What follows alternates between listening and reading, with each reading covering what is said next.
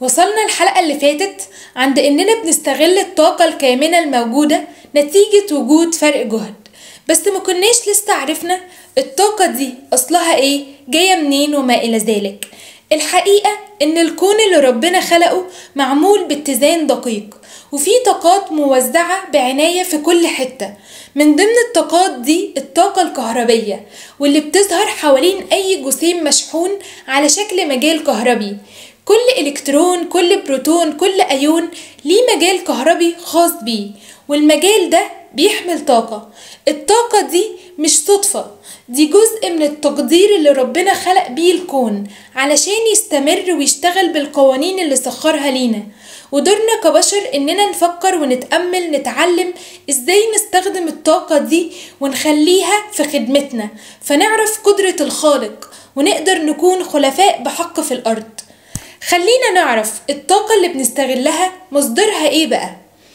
اي جسيم مشحون بيكون حواليه مجال كهربي. المجال في حد ذاته بيخزن طاقة فيما يعرف بالطاقة الذاتية او السيلف انرجي. يعني اي شحنة في الفراغ كده مفيش اي حاجة بتأثر عليها عندها طاقة ذاتية، ولكن احنا ما بنقدرش نستغلها او نستفيد منها. الطاقة دي ولا بتدخل معانا في القوانين ولا المسائل، مش عشان هي مش مهمة، هي طاقة خاصة بالجسيم نفسه، ثابتة وما بنقدرش نستغلها. بتعتمد على نوع الشحنة، سالبة أو موجبة. يعني إيه؟ يعني كل الإلكترونات ليهم نفس الطاقة الذاتية اللي هي السيلف انرجي، وكذلك كل البروتونات ليهم نفس الطاقة الذاتية. ملهاش استخدام عملي بالنسبة لينا. ركز معايا بقى في اللي جاي كويس. أي تأثير خارجي لمجال كهربي خارجي على الشحنة بينتج عنه طاقة كهربية كامنة، وهي دي الطاقة اللي بنستخدمها ونستغلها. لما يبقى عندي شحنتين كل واحدة ليها مجالها الذاتي طاقة ذاتية، أول ما يقتربوا المجالين بيتراكبوا ويتفاعلوا، فيظهر في النظام الكلي حاجة جديدة اللي هي الطاقة الكهربية الكامنة. يعني الطاقة الكامنة جاية من تفاعل بين مجالات. الطاقة الكامنة وليدة التفاعل، مش حاجة خاصة بالجسيم الواحد، وهي دي الطاقة اللي بنقدر نحسبها ونستغلها ونستخدمها. لما يبقى عندك شحنتين أو أكتر مجالاتهم بيتراكبوا ويظهر بينهم مجال كهربي مشترك، والمنطقة اللي بيتفاعلوا فيها المجالات بنسميها منطقة التفاعل. تمام كده؟ في كل نقطة جوه منطقة التفاعل والمجال المشترك ده طاقة كهربية مخزونة كامنة يعني. بس هل الطاقة الكهربية المخزونة في منطقة التفاعل قيمتها واحدة في كل حتة وفي كل نقطة؟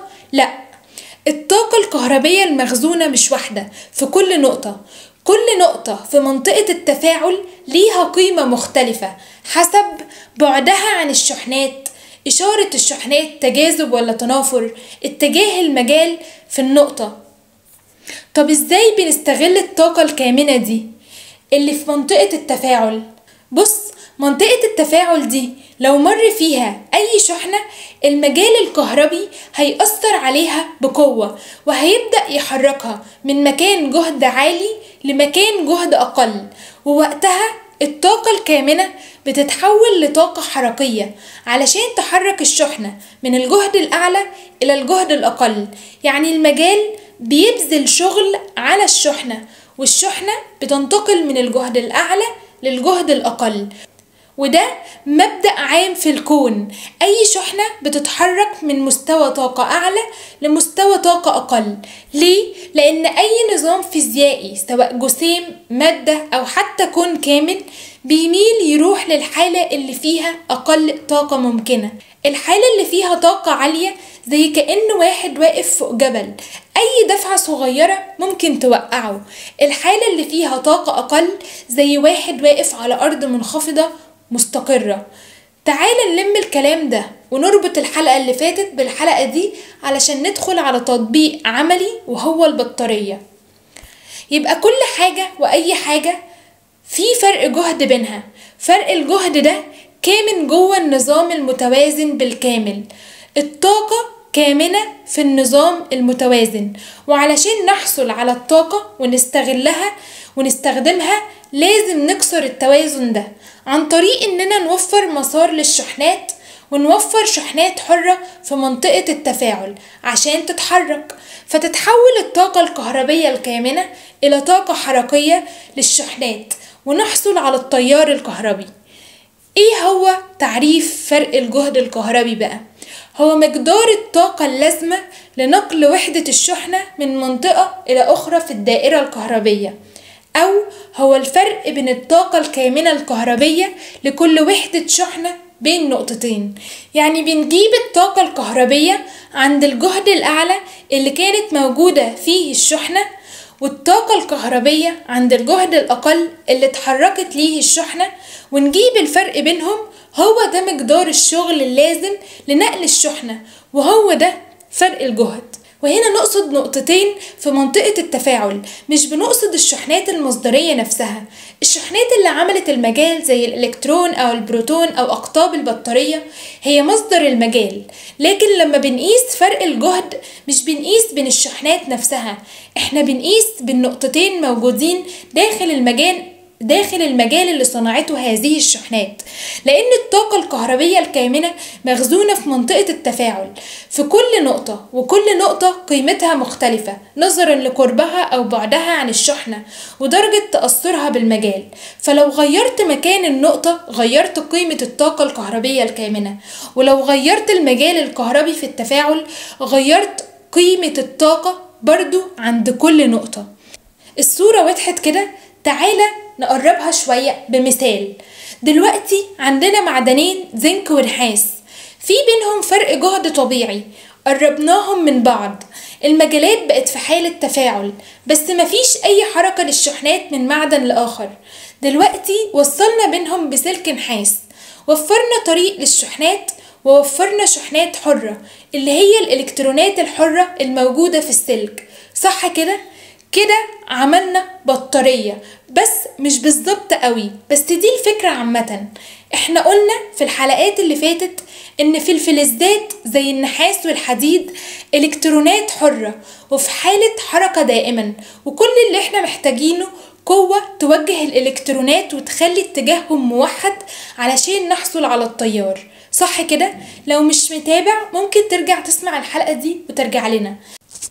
لما جبنا معدنين زي النحاس والزنك وبقى في مجال كهربي بينهم ووصلنا سلك نحاس، المجال الكهربي بتاع المعدنين هيأثر على إلكترونات السلك الحرة، والطاقة الكهربية المخزونة في كل نقطة هتتحول لطاقة حركة للإلكترونات، فتأثر على اتجاه الإلكترونات وتوجهها في اتجاه واحد، وهو من الجهد الأعلى للجهد الأقل، وبالتالي حصلنا على التيار.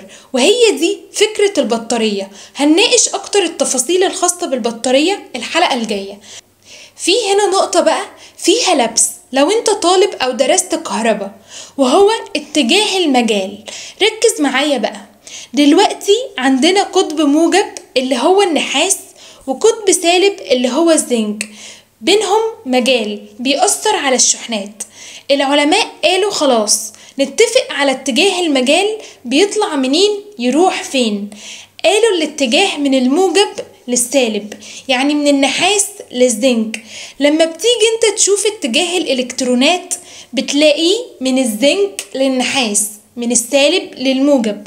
طب ازاي بقى ومين الصح؟ الاتجاه من الموجب للسالب هو اتجاه اصطلاحي. يعني ايه؟ يعني هو الاتجاه اللي العلماء اتفقوا عليه من زمان، حتى لو مش هو الاتجاه الحقيقي لحركة الالكترونات. قبل ما يكتشفوا ان اللي بيتحرك في السلك فعليا هو الالكترونات، العلماء ظنوا ان التيار عبارة عن شحنات موجبة بتتحرك، فافترضوا ان التيار بيمشي من الموجب للسالب. ولما اكتشفوا الحقيقة بعد كده كان خلاص استخدموا الاصطلاح ده في كتب ومناهج وأجهزة، فقرروا يكملوا عليه علشان ما يبقاش فيه لخبطة. حتى فرق الجهد الكهربي تعريفه مقدار الطاقة الكامنة الكهربية لوحدة الشحنة الموجبة الموضوعة في هذه النقطة. فخلينا الجهد الأعلى والجهد الأقل نتيجة لاختيارنا لشحنة موجبة. يعني إيه؟ يعني جبنا شحنة موجبة واختبرناها، لقيناها بتتحرك من القطب الموجب للقطب السالب، قلنا يبقى القطب الموجب هو الجهد الأعلى والقطب السالب هو الجهد الأقل، ومشينا على هذا الأساس. فلما جت الإلكترونات تتحرك بقينا نقول إن هي بتتحرك من الجهد الأقل للجهد الأعلى، بس ده حسب الاصطلاح اللي احنا عاملينه. طيب ايه اللي كان هيحصل لو اخترنا شحنة سالبة كمرجع بدل الموجبة؟ كانت هتتغير إشارات الجهد كليا. النقطة اللي بنسميها دلوقتي جهدها أعلى كانت هتبقى جهدها أقل بالنسبة للشحنة السالبة.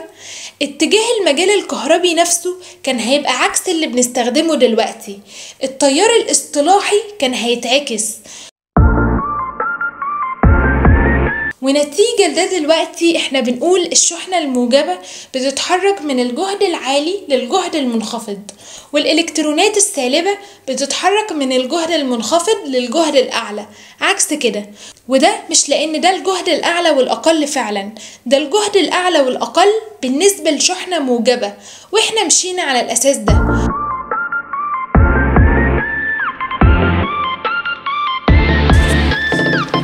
تيجي نربط تجاذب الشحنات وتنافرها بالمجال والجهد الأعلى والأقل. خلي دايما في دماغك القاعدة دي، الشحنات بتتحرك في الاتجاه اللي يقلل طاقتها الكامنة. هتقولي ازاي بقى؟ والتفاعل يا إما جذب يا إما تنافر. فأي وضع معين للشحنة داخل مجال في طاقة كامنة مرتبطة بمكانها، فالمكان اللي المجال بيشدها ليه طاقة الوضع فيه أقل وأكثر استقرارا فبيشدها ليه. في المكان اللي المجال بيبعدها عنه طاقة الوضع أعلى أقل استقرارا فبيبعدها عن المكان الأعلى في الطاقة ويزقها ناحية الأقل طاقة. القوة اللي بتخلي الشحنات تتجاذب أو تتنافر هي نفسها اللي بتخليها تمشي ناحية مكان طاقتها فيه أقل. لو المجال شد الشحنة تجاذب هي بتروح لمكان طاقته أقل، لو المجال زق الشحنة تنافر هي بتبعد وتروح برضو لمكان طاقته أقل. التجاذب والتنافر هما الطريقة اللي المجال بيأثر بيها على الشحنات، وحركتها دايما بتكون في اتجاه يقلل طاقة وضعها الكامنة. كل اللي احنا بنقوله هو شبكة مترابطة، مفيش مجال انك تفهم كل قاعدة لوحدها. مش عارفة إذا قدرت أوصلك المعلومة ولا لأ، بس كفاية كده النهاردة، ونكمل الحلقة الجاية إن شاء الله. وقولي في كومنت رأيك، وهل المعلومة وصلت ولا انحرفت؟ ولو عندك أي سؤال هرد عليه إن شاء الله. كان هذا من إعداد وتقديم هاجر محمد.